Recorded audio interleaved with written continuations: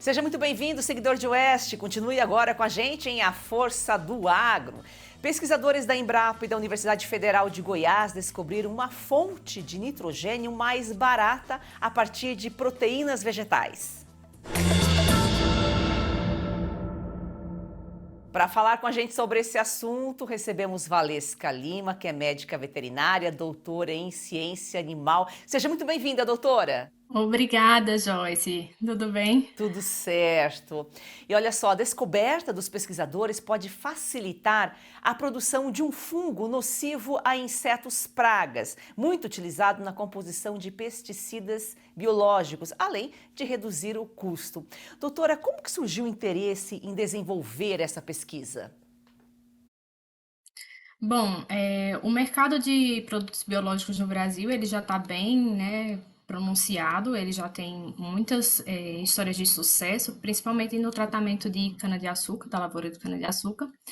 Mas, não só no Brasil, como no mundo inteiro, o propágulo mais utilizado são os conídeos, né, que são considerados estruturas mais resistentes. Mas nós temos também os blastosporos, que têm uma efetividade muito boa, embora eles são considerados menos resistentes aos fatores ambientais, que são temperatura, ambiente e outros. Então, a gente queria, né, investigar melhor esses blastosporos para provar que eles são de fato efetivos, mas que eles podem se mostrar, então, tão resistentes quanto os conídeos. E uma outra questão que também as pessoas têm um pouco de relutância em investir, né, na pesquisa dos blastosporos é pela questão econômica, porque o custo com o nitrogênio, de fato, ele é bem expressivo com a fonte de nitrogênio. E geralmente se usa a levedura, que é uma substância aí muito cara, né? Aí no caso, esse elemento, esse composto, ele acaba substituindo a levedura? Isso, exatamente. O extrato de levedura, ele já é utilizado amplamente na microbiologia. Ele é muito efetivo para a produção de fungos. No entanto, por ele ser um tanto quanto caro, a gente procurou algumas outras alternativas que fossem viáveis e fossem capazes de produzir tanto quanto o extrato de levedura e com as mesmas condições de qualidade. Você já falou aqui que o mercado brasileiro, aí, as pesticidas estão bem avançadas, bem adiantadas, principalmente em relação à cana-de-açúcar. Esse produto ele vai ser utilizado, ele poderá ser utilizado para que culturas?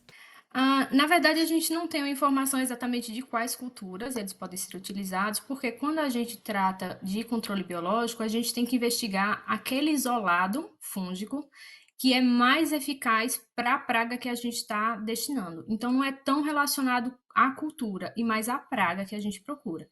Então, para isso, a gente tem testes específicos, utilizando vários isolados, para a gente detectar qual que é o mais efetivo contra a praga em questão. Entendi, aí pode ser diversas culturas em relação à praga mesmo. E os biopesticidas, eles apresentam o mesmo rendimento que os pesticidas normais?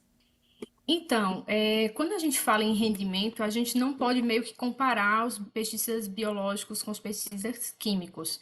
Mas o que a gente pode dizer é que os pesticidas químicos, eles têm uma efetividade no momento em que a gente faz o uso.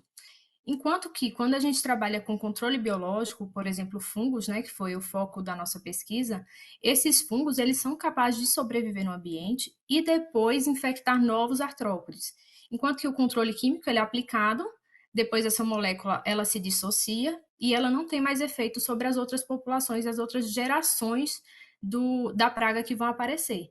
Enquanto os fungos, eles são capazes de, é claro, em uma menor quantidade, mas eles são capazes de se manter no ambiente e poder atingir a futuras gerações de pragas que estejam nesse ambiente.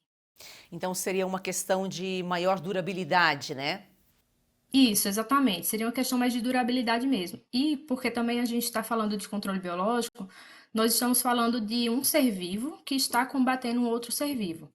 Então, quando a gente está falando de uma molécula, que é uma coisa estática, né, ela não tem outras formas de atuação, depois que ela teve aquele efeito, se ela não atingiu o seu objetivo, que é matar a praga, acabou o efeito dela. Mas quando a gente está falando em controle biológico, e aí especificamente, repito, sobre fungos, a praga ele tem os seus mecanismos de fugir do fungo, né, de combater esse fungo, mas o fungo também tem os seus próprios mecanismos para tentar causar essa infecção. Então, é como se fosse uma luta mais justa, por assim dizer. E o biopesticida, ele pode ser usado isoladamente ou ele é um complemento, ele tem que ser usado junto com o químico, como ocorre com os defensivos químicos e biodefensivos? Ser usados junto e ele pode ser usado unicamente esse fungo, né? Na verdade, a gente tem alguns testes de compatibilidade e aí, mais uma vez, a gente tem que considerar o fungo que a gente está trabalhando e o químico que a gente está trabalhando para ver se eles são compatíveis, mas na maior parte dos casos a gente tem uma ação sinérgica ou aditiva, então eles trabalham juntos para ter um melhor resultado.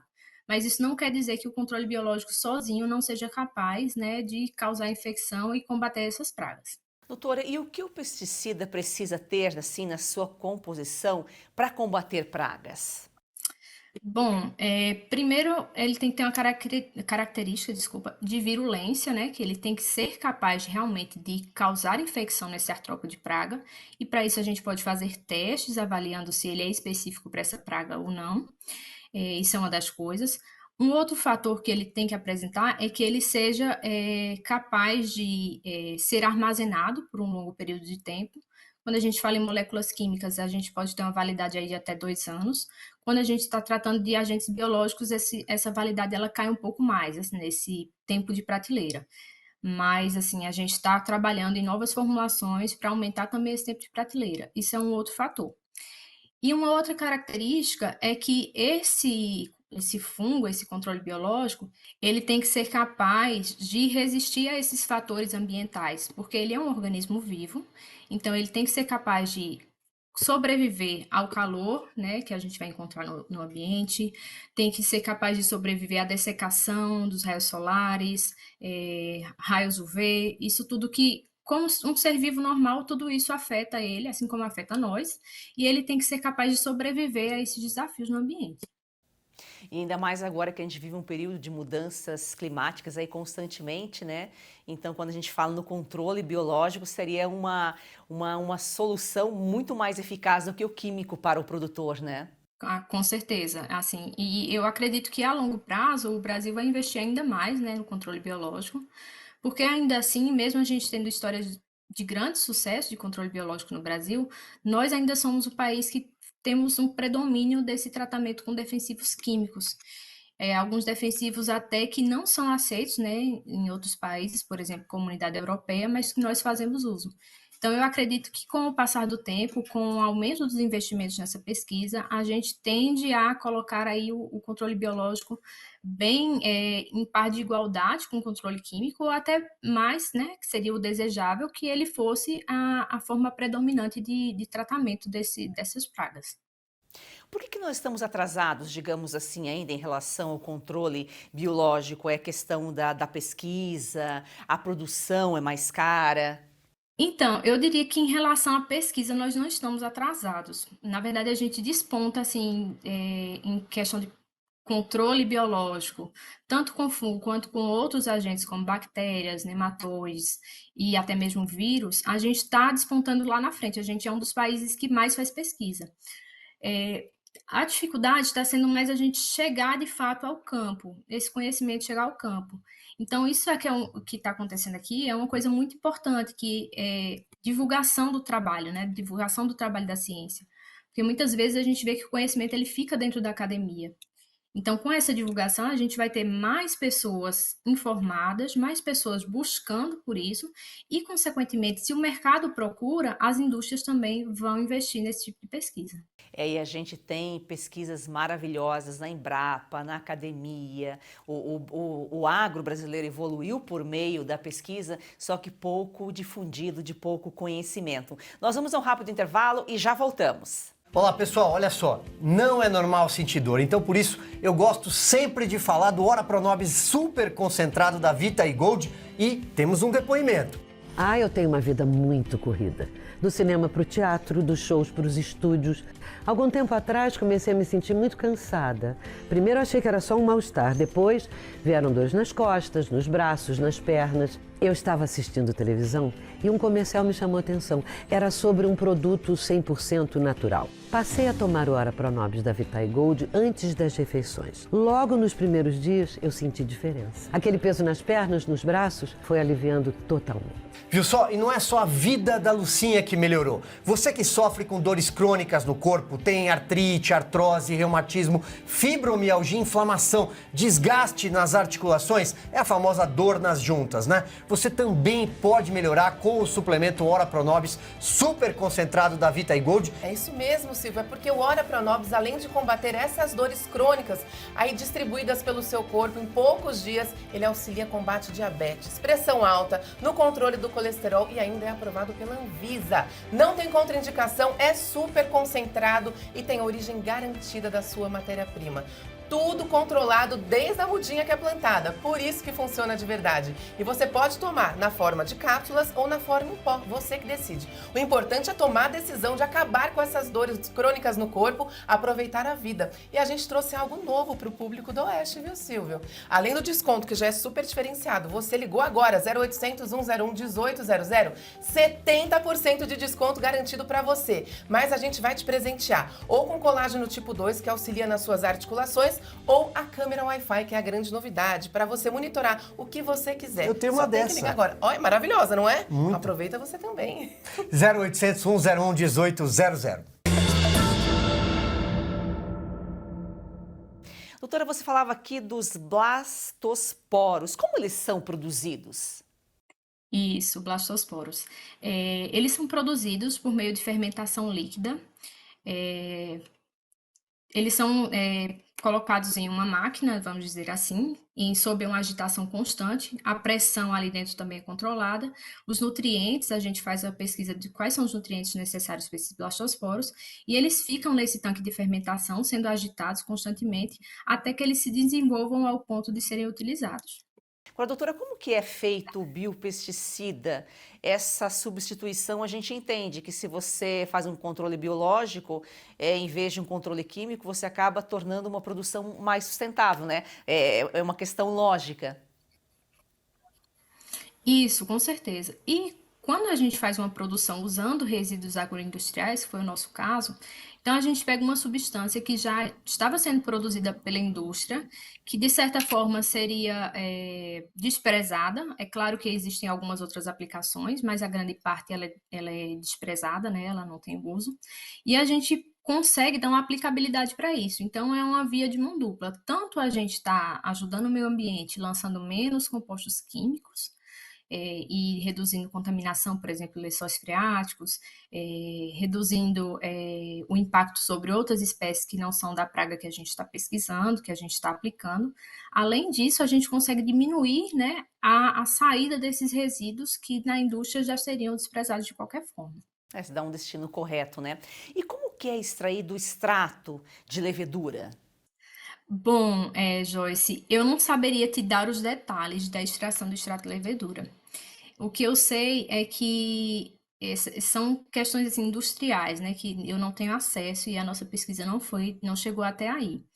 Mas eu sei que é uma questão de ser um composto mais caro, por ele já ser um padrão ouro, né, ele já é utilizado e muito bem utilizado há muitos anos. E além disso, tem que ter um controle muito grande dentro da indústria para que ele seja utilizado a nível microbiológico. Isso tudo é investimento, né, em equipamento, em pessoal, tudo isso faz com que ele se torne mais caro. Qual é o impacto na economia brasileira com a produção aí do biopesticida? Eu não tenho os números reais para te passar, mas até porque é uma pesquisa que abrange muitas outras coisas, como, por exemplo, a abertura de mercados para países que não aceitam alguns compostos químicos que são utilizados no Brasil. Então, as vantagens vão além do que a gente possa contabilizar economicamente, né? Que a gente possa te dar assim, um número. Mas, de forma geral, a gente pode dizer que vai reduzir o impacto sobre o ambiente, pode causar abertura do comércio brasileiro para países que não aceitam algumas moléculas químicas que nós utilizamos. E isso aí, a partir de uns 3, 4 anos atrás, isso foi liberado uma grande quantidade de moléculas químicas. Então, assim, são muitos ganhos, eu não conseguiria contabilizar e dizer para você exatamente quais são. E também, além do menor custo para o produtor, né? Porque a gente sabe que o principal gasto do produtor aí é justamente com insumos, com defensivos, com pesticidas. Exatamente. E quando a gente fala em controle biológico, existe a possibilidade deles serem produzidos dentro da fazenda, é o que a gente chama de fabricação on-farm. Então, existem já algumas empresas que fazem esse sistema como se fosse um consórcio com o produtor, em que eles oferecem os insumos das máquinas e o produtor vai ficar fazendo essa produção dentro da própria fazenda. Isso aí vai facilitar várias coisas, inclusive reduz os custos para o produtor, e eu só vejo vantagens, né, em relação a isso. A gente está falando aqui de sustentabilidade para o produtor, mas aí com a utilização desses subprodutos agroindustriais torna o mercado, de uma forma geral, a cadeia toda mais sustentável, né? Ah, com certeza. Inclusive, eu acredito que isso é bastante vantajoso para essas indústrias que produzem esses resíduos, porque, de certa forma, é um problema para eles, né, dar vazão para esses resíduos que restam da produção. Então, tendo uma aplicabilidade para produzir esses fungos, isso aí vai ser muito interessante. Doutora, vocês estudaram aí um fungo específico, mas tem outros, até por meio dessa pesquisa, outros que vocês pretendem desenvolver, ou investigando esse fungo, existem outros que poderiam ser utilizados? Tem, sim, com certeza. Nós pesquisamos uma espécie fúngica e um isolado dentro dessa espécie, né? Tem vários outros isolados dentro dessa mesma espécie que pode ser feita essa aplicação. E existem outras espécies fúngicas também, como, por exemplo, o Metarrhizium, Lecanicilium, que é muito usado, Cordyceps, tem uma infinidade, né? Então, assim, é muito aplicável. E é incrível porque a natureza sendo usada para contribuir com a própria natureza, para combater ou para ajudar. E quais são os próximos passos da pesquisa? Bom, é sempre difícil falar em próximos passos da pesquisa porque tem muita coisa para fazer, mas aí é necessário muito tempo e investimento em relação a isso, né? Às vezes a gente recebe até cobrança assim, de liberar resultados com mais rapidez, mas isso depende de muitas outras coisas e uma pesquisa, ela demora bastante tempo. Essa pesquisa, por exemplo, ela fez parte do meu doutorado, então foram no mínimo aí 4 anos investindo nessa pesquisa. E eu falo no mínimo porque existiram outras pesquisas que vieram antes que nos indicaram que esse seria um caminho a seguir. Então, eu acredito muito no controle biológico, eu acho que tem muita coisa para ser pesquisado. O nosso laboratório lá em Goiânia, juntamente com a Embrapa, já tem algumas pesquisas em colaboração. A gente está buscando procurar fungos que sejam efetivos também, que tenham uma boa resistência aos fatores ambientais para aplicação de carrapatos. Isso é uma pesquisa que a gente já desenvolve há um bom tempo. Mas se a gente for pensar, por exemplo, no número de pragas agrícolas que a gente tem, são muitas, né? Então, tem pesquisa para dar e vender, como diz a história. Ou seja, não há uma previsão ainda, né, de quando o produto pode chegar ao mercado. Nós vamos a um rápido intervalo e já voltamos. É daquele banco. Peraí, a proposta parece boa. Ah, é? Então pergunta para ela se você pode participar das decisões do banco. Moça! E pergunta se o lucro do banco retorna para você no final do ano. E pergunta também se no banco o seu contato é direto com o gerente. Só um minutinho. Coopera, né, Mário Jorge? A Cocred tem tudo que um banco tem, mas com taxas mais justas e uma forma mais sustentável de atuar. Mais um que tem conta na Cocred?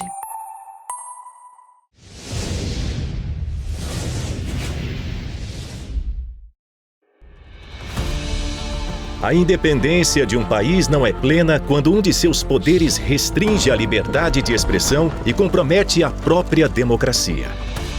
Desde a sua primeira edição, Oeste defende a liberdade.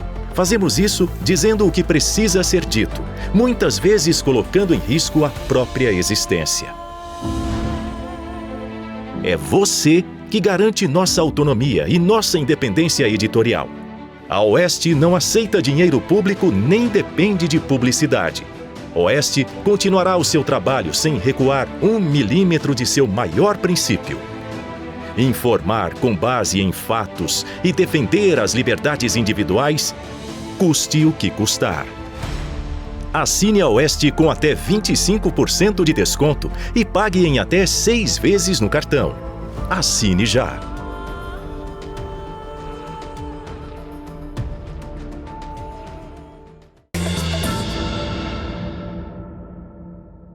Valesca, nós falamos aqui praticamente o programa todo, né, sobre a contribuição para a construção de uma economia circular verde, porque você está coletando um fungo da natureza e está transformando num combatente de pragas e doenças. E quando você usa um ser vivo, ele é muito mais eficiente do que um químico, né? Porque justamente, como você já colocou aqui, ele se adapta às condições do clima, do tempo. É como eu falei, né? É um ser vivo lutando contra um outro ser vivo. Então, ele tem vários mecanismos para atuar. Uma vantagem, por exemplo, dos fungos, quando a gente fala especificamente de fungos, é que eles podem infectar o artrópode, a praga, simplesmente pelo contato com a cutícula. A cutícula é como se fosse a pele desse artrópode, né? Então, apenas o contato com a cutícula, sem necessidade, por exemplo, desse composto ser ingerido pela praga, já pode iniciar o processo de infecção. Então, isso é uma coisa muito interessante. Não precisa que isso seja, de fato, ingerido e que seja feita uma transformação metabólica desse fungo. A Valesca já falou aqui que a pesquisa durou pelo mínimo 4 anos, que é a pesquisa de doutorado dela, e já veio com base em outra pesquisa. E a pesquisa, a gente sabe que no Brasil ela não pode parar e é responsável, uma das responsáveis para fazer do Brasil o país do agro. Se você tiver alguma pergunta, quiser saber mais alguma coisa sobre esse ou outros assuntos, você manda para a gente, porque aqui você participa, grava um vídeo. E lembre-se, né, de gravar com o celular na horizontal. O número para enviar o vídeo é o DDD 11 94233 2454. Valesca, muito obrigada pela sua participação aqui. Eu que agradeço, Joyce. Sempre um prazer. Quando precisar, pode chamar novamente. Obrigada. Esse aqui é o canal de comunicação do campo, a cidade, a pesquisa, a cidade. Gratidão a você que nos acompanha diariamente. Siga o nosso perfil no Instagram, forçadoagro.1. E vamos fazer do agro, esse campeão brasileiro, uma paixão nacional.